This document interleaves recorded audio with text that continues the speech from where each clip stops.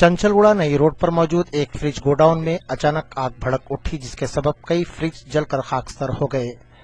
Godown के मालिक तबरेज ने बताया कि तकरीबन 15 लाख रुपए का माली नुकसान हुआ है, लेकिन इस बात का पता नहीं लग पाया कि यह हादसा कैसे पेश आया।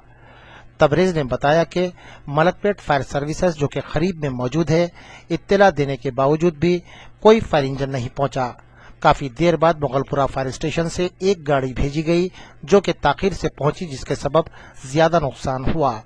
तबरेज ने कहा कि अगर फायर इंजन फौरी तौर पर पहुंचता तो शायद नुकसान कम होता।